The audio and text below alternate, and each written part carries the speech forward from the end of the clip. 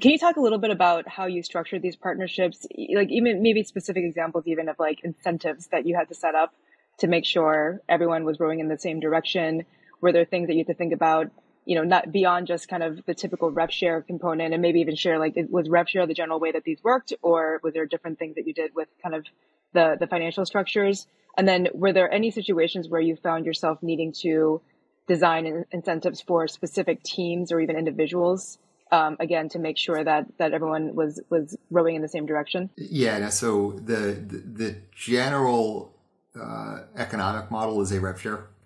So there's kind of market benchmarks.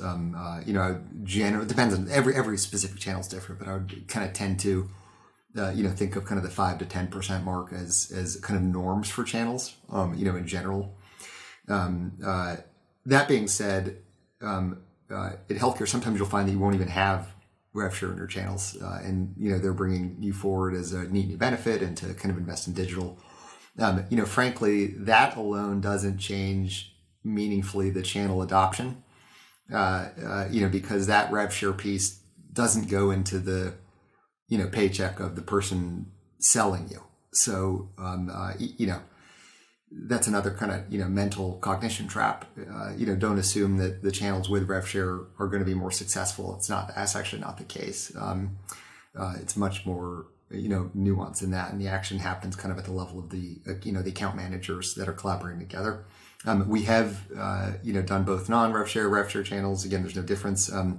Where you can get success is kind of either sponsoring marketing programs or getting kind of marketing programs designed, things like, spiffs, kind of, et cetera. You have to be very, make sure that, PSA, always talk to your regulatory teams. There's all sorts of tripwires. Like there's, ways to do these things in kind of a totally fine way. There's ways where you can trip on regs, but, really you need to, land any IC at the level of the rep. And I think that's incentives. And then kind of there's a whole other question of kind of relationships and collaboration out in the field that honestly is equally important.